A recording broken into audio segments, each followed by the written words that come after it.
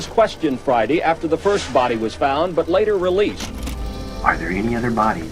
I haven't killed anyone. My conscience is not bothering me, but I have nothing to hide. I'm an old lady. This is another crazy story, guys. How did the old woman killed and buried the bodies of her victims in her yard? Who is Dorothea Puente? This 59-year-old woman who have thought that this old-looking nice lady is a serial killer. So Dorothea Puente was born in San Bernardino County, California on January 9, 1929. She lost both of her parents quite early on and spent her time in an orphanage. She lived a very difficult life early childhood. She was deprived in so many ways. She had to scavenge food by the mid-1960s, and she had been married 3 times and get her last name from her third husband, Puente.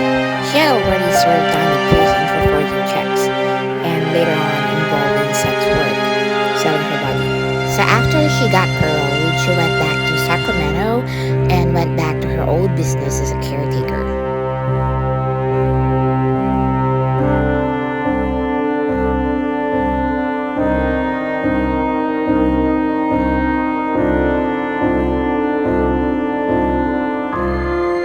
She continued forging signature on the back of the Social Security checks of her victims and then cashing them out. But this time, she killed her victims and buried their bodies in her backyard. One of the victims was Ruth Monroe, a mentally disabled woman who had been living in Puente's boarding house.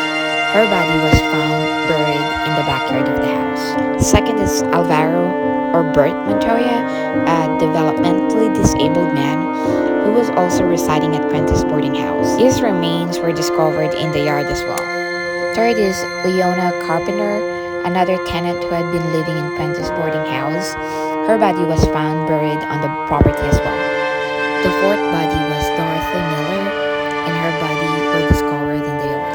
The next one is Ben Fink, who was a homeless man, had been living at Puente's boarding house when he was mysteriously disappeared. And guess what?